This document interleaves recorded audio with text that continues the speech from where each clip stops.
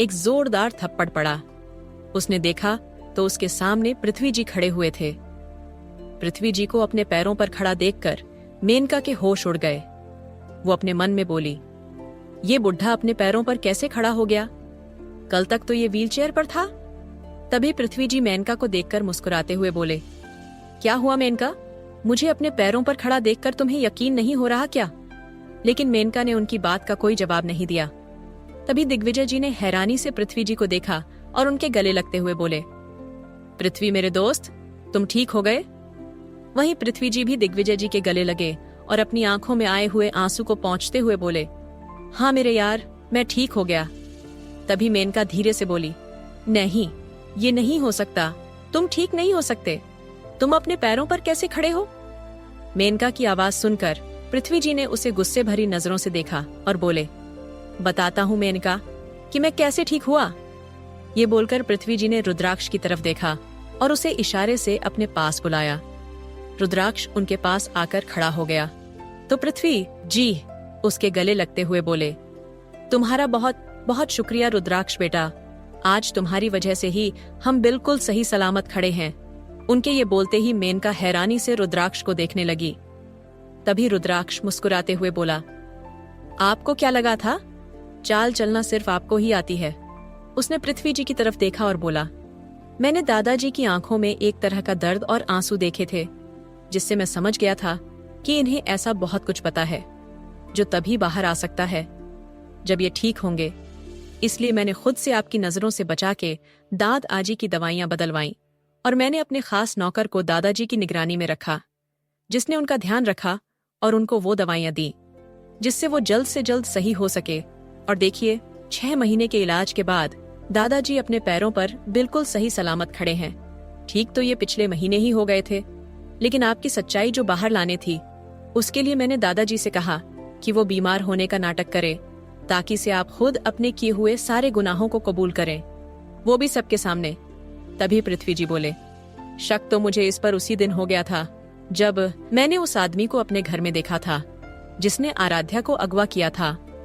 पृथ्वी जी की बात सुनकर सब हैरान रह गए। तभी पृथ्वी जी बताने लगे, फ्लैशबैक स्टार्ट्स। आराध्या के अगवा होने के 10 दिन बाद मेनका मुस्कुराती हुई अपने कमरे में इधर से उधर नाच रही थी और वहीं 1.5 साल की काव्या बिस्तर पर बैठे हुए मेनका को देख रही थी। मेनका ने काव्या को मुस्कुराते हुए देखा और बोली, काव्या बेटा, देखो मैंने सब ठीक कर दिया है। एक कांटा तो मैं हमारी जिंदगी का निकाल ही चुकी हूँ, बस अभी ये समृद्ध रह गई है, इसे भी किसी न किसी तरीके से मैं निपटा ही दूंगी। उसके बाद तुम, मैं और तुम्हारे पापा, हम तीनों हमेशा खुशी खुशी रहेंगे और फिर मैं कोशिश करूंगी कि मैं तुम्हारे लिए एक छोटा भाई या छोटी बहन ला सकूं। फिर हमारा परिवार पूरा हो जाएगा। ये सोचते हुए मेनका मुस्कुरा रही थी कि तभी एक नौकरानी मेनका के कमरे में आई और उसने धीरे से दरवाजा बजाया। मेनका ने उसकी तरफ देखा और बोली, हाँ बोलो। तो इस पर वो नौकरानी बोली, मेम साहब, वो आपसे नीचे कोई मिलने आया है। नौकरानी की बात सुनकर मेनका हैरानी से बोली, इस वक्त मुझसे मिलने कौन आया होगा? इस वक्त रात के 8 बज रहे थे और पृथ्वी जी अभी तक ऑफिस से लौट कर नहीं आए थे। वहीं विक्रम अभी भी आराध्या को ढूंढने में लगा हुआ था, इसलिए वो एक शहर से दूसरे शहर में चक्कर काट रहा था आराध्या को ढूंढने के लिए, जिस वजह से पृथ्वी जी पर ऑफिस का सारा काम आ गया था। वहीं मेनका, जो घर में अकेली थी, वो मुस्कुराती हुई नीचे आई तो उसने देखा कि उसके सामने वही आदमी खड़ा था जिसने आराध्या को अगवा किया था। उस आदमी को अपने सामने देखकर मेनका को अचानक से झटका लगा। उसने चारों तरफ देखा तो कोई भी नौकर वहां पर नहीं था। वो जल्दी से उस आदमी के पास गई और बोली, तुम यहाँ पर क्या कर रहे हो? तो इस पर वो आदमी बोला, मेम साहब, आपने मुझसे अपना काम तो करवा लिया, लेकिन आपने मुझे ये नहीं बताया कि आपके बॉडीगार्ड मेरे पीछे पागल कुत्तों की तरह लग जाएंगे। उस आदमी की बात सुनकर मेनका बोली, लेकिन अगर बॉडीगार्ड तुम्हारे पीछे लगे हुए हैं तो तुम यहाँ पर क्या कर रहे हो? तो इस पर वो आदमी बोला, मैं बहुत मुश्किल से यहाँ तक पहुंचा हूँ मेम साहब, जैसे तैसे करके मैंने अपनी जान बचाई है। तभी मेनका बोली, और उस लड़की का क्या हुआ? तो इस पर वो आदमी बोला, वो लड़की तो नदी में कहीं बह गई, अब तक तो वो मर भी गई होगी, लेकिन मैं जैसे तैसे करके बच गया मुझे अपने पैसे चाहिए ताकि मैं यहाँ से जा सकूं। उस आदमी की बात सुनकर मेनका गुस्से में बोली, मैंने तुम्हें इतने सारे पैसे दिए थे, अब तुम पैसे क्यों मांग रहे हो? तो इस बात पर वो आदमी बोला, मुझे तुमने पैसे सिर्फ उस लड़की को अगवा करने के लिए दिए थे, ना कि इसलिए ताकि से मैं अपनी जान खतरे में डालूं। अब मुझे पैसे चाहिए क्योंकि तुम्हारे बॉडीगार्ड्स पागल कुत्ते की तरह मेरे पीछे लगे हुए हैं, और अगर तुम नहीं चाहती कि मैं उनके हाथ लगूं और उन्हें सारी सच्चाई बता दूं, इसलिए तुम चुपचाप मुझे पैसे दे दो। उस आदमी के धमकाने पर मेनका को गुस्सा आया और वो जल्दी से अपने कमरे में गई और वहां से पैसे लेकर आई और उस आदमी के हाथ पर रखते हुए बोली, ये पकड़ो और अपना मुंह बंद रखो और आज के बाद मुझे अपनी शक्ल मत दिखाना। उस आदमी ने इतने सारे पैसे देखे तो वो मुस्कुराते हुए बोला, परेशान मत हो मेम साहब, अब मैं तुम्हें कभी परेशान नहीं करूंगा, अब मैं यहाँ से बहुत दूर चला जाऊंगा। ये बोलकर वो आदमी उन पैसों को लेकर और अपने मुंह को छुपाते हुए वहां से चला गया। वहीं पृथ्वी जी, जो घर के दरवाजे के ठीक बाहर खड़े थे, उन्होंने सब सुन लिया था। उन्होंने अपने सीने पर हाथ रखा और अपने मन में बोले, जिस लड़की को मैं अपने घर को संभालने के लिए लेकर आया था, वही मेरे घर के बिखरने की असली वजह है। ये सोचते हुए पृथ्वी जी ने अंदर की तरफ झांक कर देखा, जहां मेनका अपने कमरे की तरफ जा रही थी। पृथ्वी जी ने अपने आप को संभाला और बोले, मुझे पहले सब कुछ अच्छे से जान लेना चाहिए। मैं इसे बिल्कुल भी शक नहीं होने दूंगा कि मुझे इसके बारे में सारा सच पता चल गया है, क्योंकि अगर इसे अंदाजा लग गया इस बात का, तो ये मुझे भी नुकसान पहुंचा सकती है। पहले मुझे पूरी तरह से तैयार होना होगा। पृथ्वी जी ने कुछ दिनों का वक्त लिया और उन्होंने मेनका को बिल्कुल भी शक नहीं होने दिया कि उन्हें मेनका की सच्चाई का पता चल गया है। उन्होंने 2 बॉडीगार्ड्स खास समृद्धि के लिए रखे। वो बॉडीगार्ड्स बिना मेनका की नजर में आए समृद्धि का ध्यान रखते थे। वही मेनका अपने हिसाब से समृद्धि को दवाई देती रहती थी, जिससे समृद्धि धीरे धीरे मौत की तरफ जा रही थी। एक दिन विक्रम ने जब सब जगह आराध्या को ढूंढ लिया और उसे आराध्या कहीं भी नहीं मिली, तो वो हार के समृद्धि के पास आया और उसके बिस्तर के पास बैठकर उसके हाथ को अपने माथे से लगाकर फट फूट कर रोने लगा। समृद्धि इस वक्त कोमा में थी, लेकिन वो सब कुछ सुन सकती थी। विक्रम इतनी जोर से रोया कि उसके रोने की आवाज समृद्धि के दिल तक पहुंच गई। विक्रम रोते हुए बोला, मुझे माफ कर दो समृद्धि, मैं हमारी बच्ची का ध्यान नहीं रख पाया। हमारी आराध्या पता नहीं कहाँ चली गई है।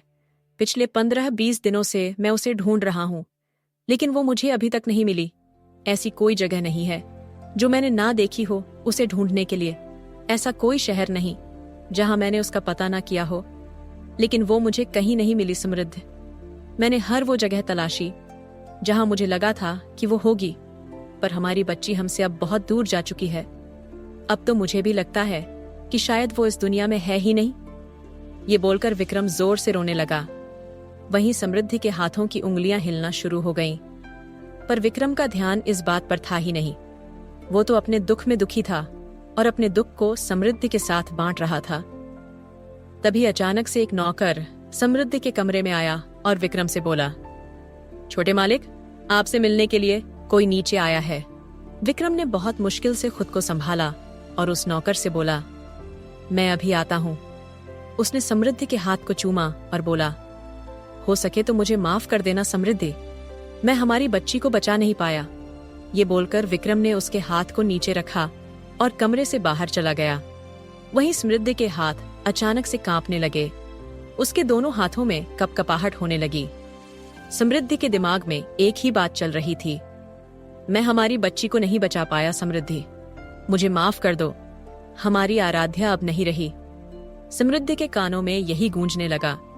वहीं विक्रम से नीचे मिलने के लिए पुलिस ऑफिसर आए थे और उन्होंने विक्रम से कहा, मिस्टर राजवंश, हमें शायद पता चल गया है कि आपकी बेटी कहाँ है। ये सुनते ही विक्रम के चेहरे पर खुशी आ गई और वो बोला, तो फिर कहाँ है वो इंस्पेक्टर, बताइए। तो इस पर इंस्पेक्टर बोला, आपको हमारे साथ चलना होगा अगर आप डेड बॉडी को पहचान सके। पुलिस की बात सुनकर विक्रम अचानक से बिखर गया और बोला, ये आप क्या कह रहे हैं इंस्पेक्टर, मेरी बेटी। तो इस पर इंस्पेक्टर बोले, देखिए मिस्टर राजवंश, इस वक्त जो हालात है उसमें हम कुछ भी नहीं कह सकते, आपको एक बार चलकर देख लेना चाहिए। पुलिस की बात सुनकर विक्रम ने खुद को संभाला और उनके साथ जाने के लिए तैयार हो गया। वहीं समृद्धि धीरे धीरे अपनी बेहोशी की हालत से बाहर आ गई। उसने जैसे ही अपनी आंखें खोलीं, तो उसने अपने मुंह से ऑक्सीजन मास्क हटाया और बिस्तर से उठने की कोशिश की। वो जैसे तैसे करके बिस्तर से खड़ी हुई और जोर से चिल्लाई। उसके चिल्लाने की आवाज सुनकर नौकरानियां वहां पर आईं और उन्होंने मेनका को बताया। मेनका उसे देखकर हैरान थी। जिस वक्त मेनका चोरी छुपे समृद्धि को घर से ले गई थी, उस वक्त वो दोनों बॉडीगार्ड्स अपना काम कर रहे थे। उन्हें तो भनक भी नहीं थी कि क्या हुआ है, लेकिन जो बॉडीगार्ड नौकर था, उसे याद आया कि उसे एक बार समृद्धि को जाकर देख लेना चाहिए। वो जैसे ही समृद्धि के कमरे में गया, तो उसने देखा कि वो वहां पर नहीं है। तभी एक नौकरानी ने बताया कि समृद्धि मैडम तो उठ चुकी है और उन्हें शायद मेनका मैडम कहीं लेकर गई हैं। ये सुनते ही उस बॉडीगार्ड का दिमाग खराब हो गया और उसने जल्दी से अपने दूसरे बॉडीगार्ड से बात की और बोला, हमें जल्दी से जाकर समृद्धि मैडम को देखना चाहिए, शायद उनकी जान खतरे में है, इससे पहले कि वो सही वक्त पर वहां पहुंच पाते। तब तक मेनका ने समृद्धि को खाई से नीचे गिरा दिया था। ये देखकर उन दोनों बॉडीगार्ड्स ने जल्दी से पृथ्वी जी को बताया। ये सच जानने के बाद कि मेनका ने समृद्धि के साथ क्या किया है, अब पृथ्वी जी खुद को संभाल नहीं पाए। मेनका, जो घर में आकर अपने ग्लास में वाइन डालकर उसे पीते हुए गाने सुन रही थी, वो आराम से अपनी चेयर पर बैठी और बोली, बस यही एक आखिरी कांटा था मेरी जिंदगी का, जो अब निकल चुका है। अब मैं अपने विक्रम के साथ हमेशा खुश रहूंगी। आखिरकार मेरा ये सब करना काम आया। ये बोलते हुए वो मुस्कुराकर अपनी वाइन को पीने लगी। तभी पृथ्वी जी चिल्लाते हुए उसके कमरे में आए और बोले, तुम्हारी हिम्मत कैसे हुई ये सब करने की? पृथ्वी जी को इतने गुस्से में देखकर मेनका अचानक से अपनी जगह से खड़ी हुई और बोली, पिताजी, पर हुआ क्या है? तो इस पर पृथ्वी जी ने उसके गाल पर एक जोरदार चांटा मारा और बोले, पहले तुमने हमारी बच्ची को निगल लिया और अब हमारी बहू को भी। आखिर क्या बिगाड़ा था हमने तुम्हारा, जो तुमने हमारा घर बर्बाद कर दिया? मेनका। पृथ्वी जी की बात सुनकर मेनका समझ गई कि उन्हें सारी सच्चाई पता चल गई है। उसने झूठ मूठ के आंसू निकाले और रोते हुए बोली, आपको पता है पिताजी कि मेरे साथ कितना गलत हुआ है। ये बोलकर मेनका मुड़ी और अपने टेबल की तरफ जाने लगी। उसने रोते हुए धीरे से उस टेबल की ड्रॉअर को खोला और उसमें से एक इंजेक्शन निकाला, जो उसने समृद्धि के लिए तैयार करके रखा था। उस इंजेक्शन को उसने अपने हाथों में दबाया और पृथ्वी जी की तरफ मुड़कर उनके पैरों में गिरते हुए बोली, मुझे माफ कर दीजिए पिताजी। मैं जानती हूँ कि मैंने बहुत गलत किया, लेकिन आपको पता नहीं है कि मेरे साथ कितना गलत हुआ है। मैंने विक्रम से बहुत प्यार किया था और मैं तो बस विक्रम से शादी करके अपनी जिंदगी में खुश रहना चाहती थी, लेकिन ये सब उस समृद्धि ने किया है। वो हमारे बीच में आ गई। अगर वो विक्रम से शादी नहीं करती, तो आज मैं विक्रम की बीवी होती और हम एक परिवार में कितने खुश होते। मेनका की ऐसी बातें सुनकर पृथ्वी जी बोले, मेरे पैरों से उठो मेनका, ये हरकतें मत करो। तभी मेनका बोली, नहीं पिताजी, मैं आपके पैरों को तब तक नहीं छोड़ूंगी जब तक आप मुझे माफ नहीं कर देंगे। तो इस पर पृथ्वी जी गुस्से में बोले, माफी तो तुम्हें मिलेगी नहीं मेनका, क्योंकि तुमने 2 मासूम जिंदगियां खराब की है। सजा तो तुम्हें मिलेगी, और वो है जेल की सलाखें। पृथ्वी जी की बात सुनते ही मेनका का गुस्सा भड़क गया और उसने उस इंजेक्शन को उनके पैर में मार दिया। पृथ्वी जी को जैसे ही एहसास हुआ कि उनके पैर में कुछ चुभा है, उन्होंने जैसे ही नीचे देखा, तो मेनका उस इंजेक्शन को दबाते हुए उनके पैर से निकालकर बोली, माफ कर दीजिए पिताजी, लेकिन जेल की सलाखों के पीछे तो मैं जाऊंगी नहीं, क्योंकि मैंने ये सब मेरे विक्रम को पाने के लिए किया है, और अब मैं उसे छोड़कर चली जाऊं, वो भी तब जब मैं अपनी जिंदगी के 2 बड़े कांटे निकालकर अपनी जिंदगी से बाहर फेंक चुकी हूं। ये बोलकर वो मुस्कुराते हुई खड़ी हो गई। वहीं उस दवाई के असर से पृथ्वी जी के पैर लड़खड़ाने लगे और वो उसके कमरे से बाहर जाने की कोशिश करने लगे। घर में कोई भी नौकर नहीं था, क्योंकि रात बहुत ज्यादा हो रही थी, जिसकी वजह से सारे नौकर अपने अपने क्वार्टर में चले गए थे। अब घर में सिर्फ मेनका और पृथ्वी जी ही थे। मेनका मुस्कुराते हुए पृथ्वी जी के पीछे चल रही थी और वहीं पृथ्वी जी लड़खड़ाते हुए कदमों से उसके कमरे से बाहर निकले और सीढ़ियों की तरफ जाने लगे। मेनका बोली, मैंने ये सब विक्रम के लिए किया पिताजी, और मेरे और उसके बीच में जो भी आएगा मैं उसे खत्म कर दूंगी। और रही बात आपके पोते अर्जुन की, तो उसे तो मैं अपने हिसाब से ढाल ही लूंगी। आखिर है तो वो भी छोटा बच्चा ही। ये बोलकर वो हंसने लगी और वहीं पृथ्वी जी खुद को संभालने की कोशिश करने लगे। लेकिन मेनका की दी हुई दवाई की वजह से वो खुद को संभाल नहीं पा रहे थे। उन्होंने लड़खड़ाते हुए कदमों से ही पहली सीढ़ी पर कदम रखा ही था कि वो उस सीढ़ी से लुढ़कते हुए नीचे गिरने लगे और फिर आखिरी सीढ़ी में आकर उनका सिर जोर से लगा, जिसकी वजह से वो बेहोश हो गए। मेनका को लगा था कि इस वक्त घर में कोई भी नौकर नहीं होगा, लेकिन तभी एक नौकर रसोई से निकलकर बाहर आया। उस नौकर को आते देख मेनका ने अपना नाटक शुरू किया और जोर से चिल्लाई, पिताजी, ये क्या हो गया आपके साथ? ये बोलकर वो भागती हुई नीचे आई। उस नौकर ने भी जब पृथ्वी जी की हालत को देखा तो वो भी भागता हुआ आया और बोला, मेम साहब, ये बड़े साहब को क्या हो गया? तो इस पर मेनका बोली, पता नहीं, मैं तो अपने कमरे में थी, लेकिन जब मैंने पिताजी की आवाज सुनी तो मैं जल्दी से बाहर आई और देखा तो ये सीढ़ियों से नीचे गिरे हुए थे। उस नौकर ने कहा, मेम साहब, हमें अभी इन्हें लेकर जाना होगा हॉस्पिटल। मैं अभी जल्दी से ड्राइवर को बुलाकर लाता हूँ। वो जल्दी से ड्राइवर को बुलाने गया। मेनका ने उस नौकर को गुस्से में देखा और मन में बोली, अगर ये नौकर आज बीच में नहीं आता तो इस बुढ़े का खेल तो मैं आज ही खत्म कर देती, लेकिन अब मुझे नाटक करना ही पड़ेगा।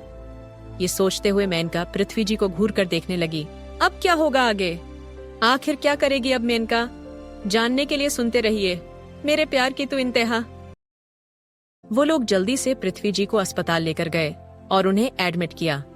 वहीं विक्रम जब घर वापस लौट कर आया तो वो पहले ही बहुत परेशान था। उसे तो पता ही नहीं था कि उसकी दुनिया पूरी तरह से उजड़ चुकी है। विक्रम जैसे ही घर आया और आकर सोफे पर बैठा कि तभी एक नौकर आकर बोला, छोटे मालिक, वो बड़े साहब। उसने इतना कहा ही था कि तभी विक्रम अपनी जगह से खड़ा हुआ और बोला, क्या हुआ पिताजी को? तो इस पर वो नौकर घबराते हुए बोला, बड़े साहब, पता नहीं कैसे सीढ़ियों से नीचे गिर गए, उसकी वजह से उन्हें बहुत चोटें आई हैं। सब उन्हें लेकर अस्पताल गए हैं। ये बात सुनते ही विक्रम के पैरों के नीचे से जमीन खिसक गई। वो जल्दी से भागता हुआ अपनी गाड़ी के पास आया और जल्दी से अस्पताल के लिए निकल गया। थोड़ी देर बाद वो अस्पताल में था। उसने चारों तरफ अपनी नजर घुमाकर देखा तो उसे एक कोने में मेनका खड़ी हुई दिखी। वो जल्दी से वहां गया और मेनका से बोला, क्या हुआ है पिताजी को? तो मेनका अपनी आंखों में आंसू लाते हुए बोली, पता नहीं, मैं तो अपने कमरे में थी, लेकिन जब मैंने पिताजी के चीखने की आवाज सुनी तो मैंने जल्दी से बाहर आकर देखा तो पिताजी सीढ़ियों से नीचे गिरे हुए थे और उनके सिर से बहुत ज्यादा खून भी बह रहा था। ये बोलकर वो जोर जोर से रोने लगी। तभी डॉक्टर बाहर आए। डॉक्टर को बाहर आते देख विक्रम बोला,